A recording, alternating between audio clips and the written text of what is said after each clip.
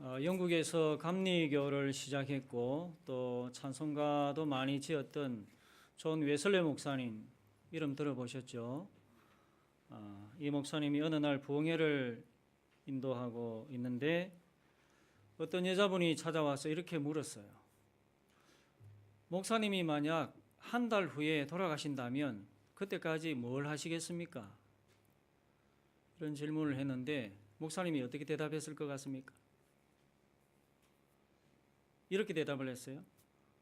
목사님이 자기 양복 주머니에서 수첩을 꺼내면서 이 수첩에 기록된 대로 지내겠습니다. 이렇게 대답을 했어요. 이게 무슨 말입니까?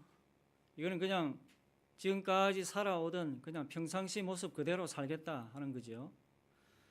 수첩에 계획되어 있는 대로 만날 시간 되면 사람 만나고 또 기도할 시간 되면 기도하고 또 예배 인도할 시간 되면 예배 인도하고 그렇게 평상시의 패턴대로 그냥 그렇게 살겠다 이런 말입니다. 웨슬레 목사님의 이 대답이 특별하지는 않아요. 하지만 울림이 큰 것 같아요. 목사님의 이 대답의 이 말씀의 정신이라고 할까요? 의미 이걸 생각해 본다면 뭐겠습니까? 한마디로 콕 집어낸다면 신실함 같아요.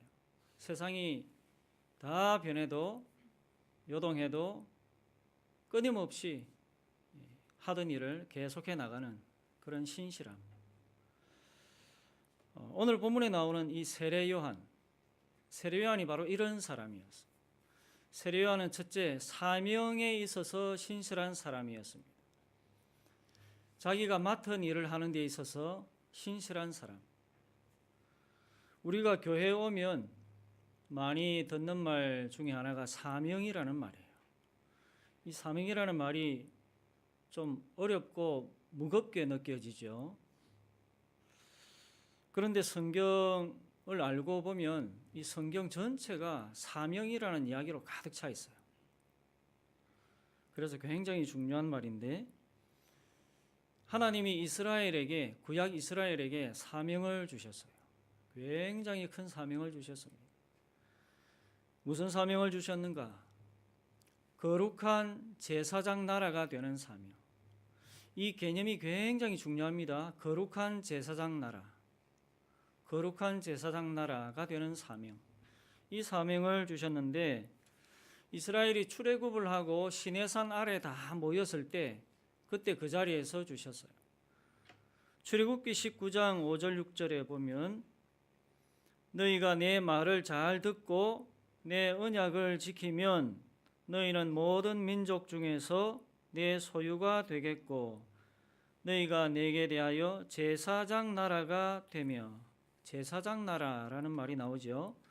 또 거룩한 백성이 되리라. 거룩한 백성. 제사장 나라, 거룩한 백성. 이 두 말을 합치면 거룩한 제사장 나라. 이게 이스라엘의 사명이에요. 그러면 거룩한 제사장 나라, 이게 무슨 말인가? 이게 무슨 뜻인가? 그것은 이제 이스라엘이 광야 생활로 끝나는 게 아니겠죠. 가나안 땅에 들어가지 않습니까? 그러면 그 땅에 들어가서 먼저 이스라엘이 하나님을 잘 섬겨서 복을 받는 겁니다. 그리고 번성하게 되고 또 정의로운 나라로 세워지는 거예요. 그게 첫 번째예요.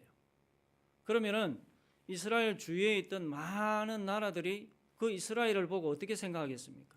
어떤 말을 하겠어요? 와, 우리도 이스라엘이 섬기는 여호와 하나님을 섬기자. 그러면 우리도 복을 받아서 저렇게 번성하게 되고 정의로운 나라가 되지 않겠는가? 이런 말이 이방 나라들로부터 나오게 만드는 거예요. 이게 바로 제사장 나라가 되는 겁니다. 그리고 이스라엘은 정말 제사장처럼 그런 나라들을 위해서 기도해주고 블레셋을 위해서 기도하고 모압 암몬을 위해서 기도하고 저 바벨론을 위해서도 기도하고 또 그런 나라들이 이스라엘을 흠모해서 찾아오면 또 율법을 가르치고 제사장 파견해서 율법을 가르치고 하나님의 법을 섬기는 하나님을 섬기는 법을 또 이렇게 가르치는 그런 일이 바로 거룩한 제사장 나라가 하는 일이에요. 이게 이스라엘의 사명이었어요. 그런데 아쉽게도 이스라엘은 이 사명을 감당하지 못했습니다. 실패했어요. 이방 나라들보다 더 타락해 버렸어요. 어찌된 게 이런 큰 사명을 받았는데 이방 나라들보다 더 타락해 버렸어요. 가나안 땅에 들어가서 우상 숭배 더 하고 더 음행하고 뭐 거짓말, 뭐 도둑질, 이거는 뭐 말할 것도 없고 뇌물, 청탁, 이런 불의한 나라가 되어버렸고 범죄 집단 같은 나라가 되어버렸어요. 그래서 하나님은 시대마다 돌이키라고, 회개하고 돌아오라고 선지자들을 그렇게 많이 보냈습니다. 선지자를 통해서 달래도 보고 또 따져도 보고 또 싸워도 보고, 하나님이 이스라엘과 싸우기도 하고 또 때려도 보고, 그래도 소용이 없어요. 얼마나 고집이 센지. 민족을 갈갈이 찢어가지고 아수르, 바벨론에 다 흩어버려도 또 정신을 못 차려요. 바벨론 포로를 보낸 후에 70년 후에 불상에서 다시 불러들여줬는데 다시 돌아왔어도 여전히 변한 게 없어요. 여전해요. 말 안 듣고 고집 피우고 원래 주었던 그 제사장 나라, 이거하고는 너무가 거리가 멀어요. 이쯤 되면 사람이라면 아마 다 포기하겠죠. 아무리 때리고 말을 해도 안 들으면 더 이상 손댈 게 없다, 그렇게 느껴지면 뭐 포기하는 거죠. 그런데 우리 하나님은 포기하지 않았어요.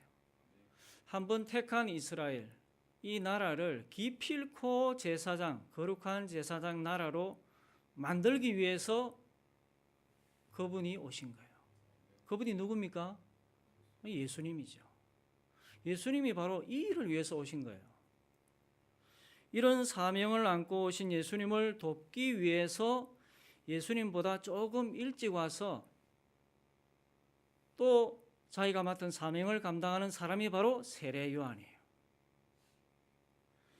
세례 요한은 사람들에게 회개의 세례를 베풀어서 사람의 마음을 준비하는 겁니다. 예수님이 오셔서 이제 천국 복음을 전할 텐데 그 천국 복음을 잘 받아들일 수 있도록 마음을 준비시키는 작업, 이게 세례 요한의 사명이었어요.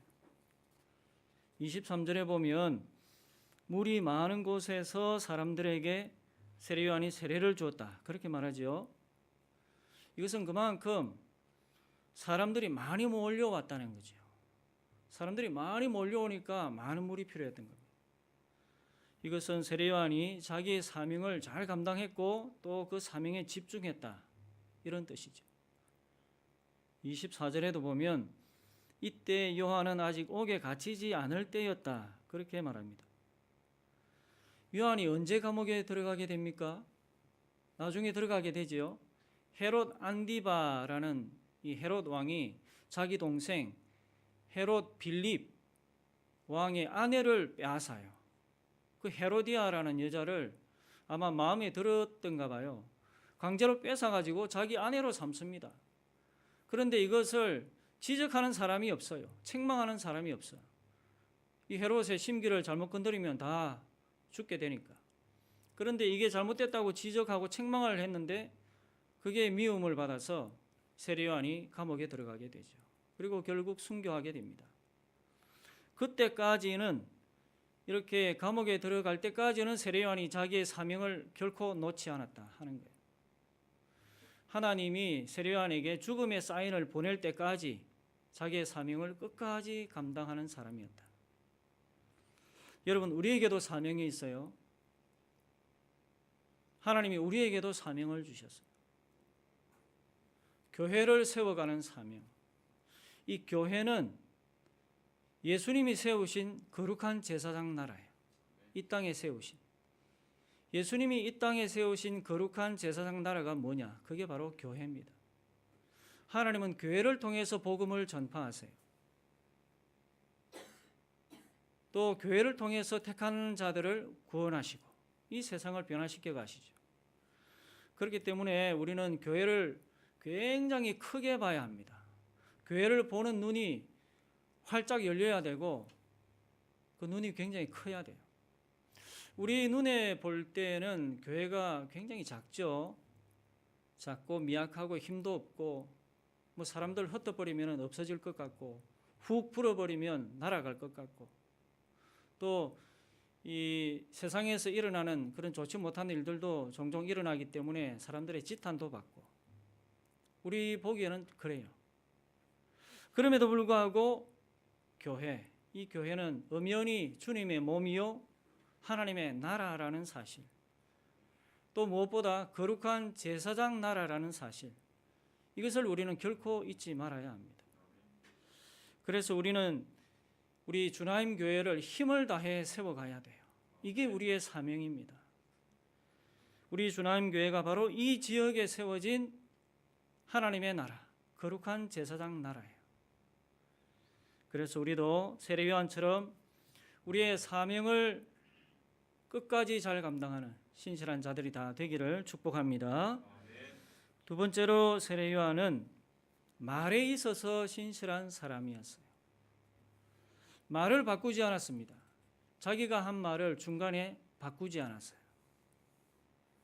중간에 말 바꾸는 사람들이 가끔 있죠. 자기가 약속을 해놓고 지키지 못할 것 같으면 말을 바꿉니다. 또 뭘 하겠다고 큰 소리 쳤는데 하고 싶지 않을 때 그때 또 말을 바꾸기도 하죠. 이제 우리나라도 대통령 선거가 점점 다가오고 있습니다. 대통령 후보로 여러 사람들이 지금 나서서 준비하고 있는데 가만히 보면 중간에 말을 바꾸는 사람들이 가끔 있어요. 정치인들을 폄하하고 싶지는 않은데 그래도 말을 바꾸는 사람들을 보면 저런 사람이 정치를 하면 큰일 나겠다 이런 느낌도 좀 들어요. 이리저리 눈치 보면서 말을 바꾸죠. 또 자기에게 덕이 되는가 실이 되는가 그렇게 또 계산해보고 말을 바꾸고 또 돌아가는 판세를 보고 또 말을 바꾸기도 해요. 이러면 안 되지요. 이것은 소신이 없는 것이고 또 철학이 부족한 거고 자기 생각이 부족하다고 하겠죠. 이런 사람이 나라의 지도자가 되면 안 되겠어요. 이런 면에서 볼 때 세례 요한은 신실한 사람이에요. 자기가 한 말을 바꾸지 않았어요. 처음에 한 말 끝까지 지켜갔습니다. 이게 무슨 말인가? 세례 요한이 무슨 말을 했을까요? 26절 중간에 보면 선생님이 정언하시더니 라는 말이 나오죠. 선생님이 정언하시더니. 이 말은 세례 요한이 예수님을 가리켜서 그리스도라고 정언했다는 거예요. 그 말입니다. 좀 더 구체적으로 보면 28절에 내가 말한 바 나는 그리스도가 아니요 그의 앞에 보내심을 받은 자다 이렇게 정언을 했어요. 이 두 가지를 종합해 보면 이런 겁니다. 나는 그리스도가 아니고 저 나사렛 예수가 그리스도다. 나는 그를 나타내기 위해서 그 앞에 보내심을 받은 자다. 이게 요한의 정언의 전부예요. 세례 요한은 이 정언을 바꾸지 않았다는 거예요. 이 자세를 바꾸지 않았어요. 세례 요한이 만약 신실하지 못했다면 신실한 사람이 아니었다면 중간에 말을 바꾸었을 거예요. 얼마든지. 왜냐하면 많은 사람들이 자기에게 몰려왔으니까. 세례받으러. 그걸 보고 자기를 따르는 줄 알고 착각하고 욕심이 나서 말을 바꿀 수도 있죠. 얼마든지. 사람이니까. 이런 식으로 말을 바꾸지 않았겠습니까? 만약 바꿨다면. 여러분 제가 실수했습니다. 제가 실수했어요. 저번에 나사렛 예수를 하나님의 어린 양이라고 말했던 것 같은데 제가 잘못 말했습니다. 그건 실수예요. 나는 하늘에서 성령이 내려와서 저자가 그리스도인 줄 알았는데 가만히 보니까 지금 와서 생각하니까 그게 성령이 아니고 물에 들어갔다가 나오니까 몸에서 나는 수증기였어요. 수증기였습니다. 그게 성령이 아니었어요. 내가 바로 그리스도입니다. 나는 저 광야에서 지금까지 살면서 하나님의 계시를 받고 살아왔어요. 내가 그리스도입니다, 여러분. 이렇게 소리친다면 감당 못하는 겁니다. 얼마든지 바꿀 수 있어요. 중간에 이렇게 말을 바꾸면 어떻게 될까요? 예수님의 사역이 차질이 빚어지겠죠. 상당한 차질이 빚어질 거예요. 하나님이 세례요한 말고 다른 선지자를 보내든지 아니면 예수님이 세례요한의 도움 없이 일을 시작하시든지. 물론 하나님의 구원의 역사가 그렇다고 해서 중단이 되거나 크게 왜곡이 되거나 그렇지는 않겠지만 그래도 상당한 차질이 빚어지게 되는 것은 분명해요. 왜냐하면 마귀가 이런 시도를 끊임없이 해왔지 않습니까? 예수님을 시험하는 것, 또 방해하는 것, 또 위협하는 것. 이게 전부 다 차질이 생기도록 만드는 것이죠. 이런 차질이 처음부터 불가능했다면 마귀도 이런 시도를 하지 않았을 거예요. 마찬가지로 세례요한도 얼마든지 나쁜 마음을 먹었다면 말을 바꿀 수도 있었을 겁니다. 자기가 그리스도라고 내세울 수도 있었어요. 그럴 가능성은 자기도 인간이기 때문에 충분한 거죠. 그러나 세례요한은 말에 신실한 사람이었기 때문에 그런 모든 유혹을 이겨냈습니다. 여러분, 우리도 말에 신실한 자들이 되어야 하겠습니다. 다윗은 이런 기도를 했어요. 여호와여, 내 입에 파수꾼을 세우시고 내 입술의 문을 지키소서. 말에 신실한 자가 되게 하소서. 이런 기도죠. 이런 기도를 우리는 끊임없이 해야 됩니다. 끊임없이 이런 기도를 해야 되는 이유는 우리가 다 말에 실수가 많고 자기 혀를 자기가 제어하지 못하기 때문에. 신약 성경 한번 찾아볼까요? 야고보서 한번 찾아봅시다. 야고보서 3장 6절에서 10절이에요. 신약 성경 374페이지.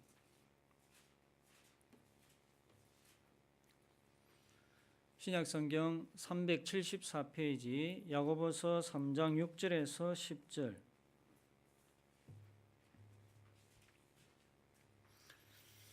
같이 읽습니다. 시작. 혀는 곧 불이요 불의의 세계라. 혀는 우리 지체 중에서 온 몸을 더럽히고 삶의 수레바퀴를 불사르나니 그 사르는 것이 지옥불에서 나느니라.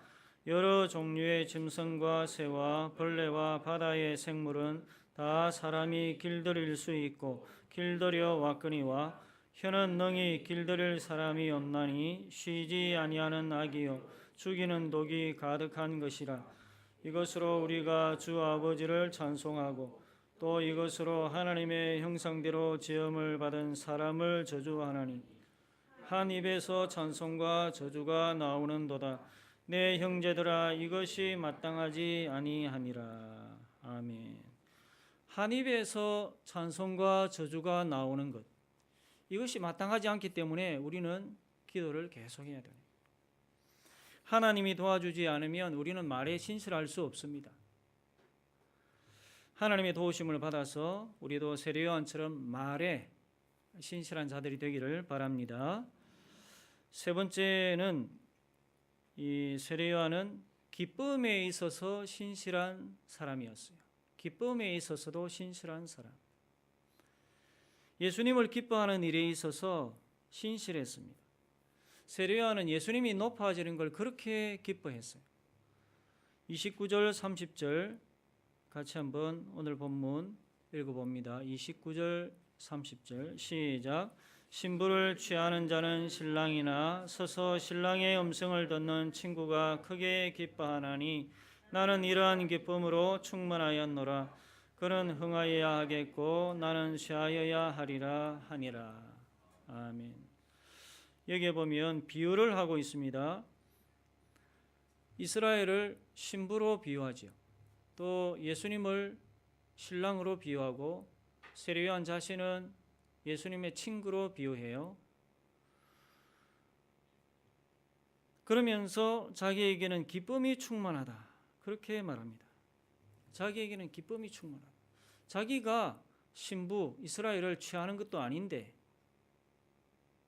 예수님이 이스라엘을 취하고 신랑이 신부를 취하는데 그런데 그 신랑의 기쁨, 예수님의 기쁨이 자기의 기쁨이라 그런 기쁨이 자기에게 충만하다 이렇게 말하죠. 우리 결혼하신 남자 집사님들 이런 기쁨이 충만했죠. 지금 우리 부인 집사님들하고 연애하고 결혼할 때 이런 기쁨이 충만했죠. 이정환 집사님. 예, 대답하는 게 좋습니다. 저는 카자흐스탄 단기 선교 가서 이 집사람을 만났는데 그때는 이제 원래 이름은 나타샤예요. 나탈리아인데 애칭이 나타샤, 줄여서 나타샤라고 그러는데 나타샤를 처음 만났을 때는 별 느낌이 없었습니다. 그런데 시간이 가면 갈수록 점점 좋은 거예요. 기쁘고 보는 게 기쁘고 만나는 게 기쁘고 정말 기뻤어요. 제가 있던 그 도시는 아주 오래된 도시예요. 아주 옛날부터 몇백 년 역사가 있는 도시인데 비단길 아시죠? 비단길, 실크로드 그 길목에 있는 도시고 또 그 도시에 아주 오래된 시장이 하나 있어요.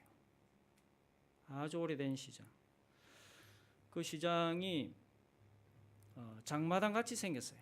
다 이렇게 펼쳐놓고 이렇게 사고 파는데 규모가 굉장히 크고 안에 들어가 보면 없는 게 없어요. 그래서 이 외국인이 그거 들어가면 굉장히 재밌습니다. 뭐 이런 것도 팔고 저런 것도 팔고 이상한 것도 있고 그 구경하다 보면 시간 가는 줄 몰라요. 거기를 자주 갔어요. 일이 없을 때 나타샤하고 같이 가서 장도 보고 구경도 하고 또 같이 사 먹고 그런 시간이 너무너무 기쁘고 즐거웠어요. 기억이 많이 납니다. 거기만 갔느냐, 뭐 시장만 있느냐 그건 아니고 또 저 집사람 집 앞에 큰 공원이 하나 있었어요. 그 공원에 가서 또 일이 없을 때 도시락 싸가서 산책도 하고 또 비밀스럽게 데이트도 하고 또 이런 거 많이 하잖아요. 손금 봐준다고 해가지고 손 내라 해가지고 또 만지작거리고 그 기분, 그 흥분, 그 기쁨 너무너무 컸습니다. 참 즐거웠어요. 또 어떤 날은 연애도 많이 했습니다. 극장도 가요. 극장에 가서 둘이 가는 거죠. 알아듣지는 못해요, 제가. 그런데 같이 있는 것만으로도 얼마나 기쁜지. 거기서 시간 보내고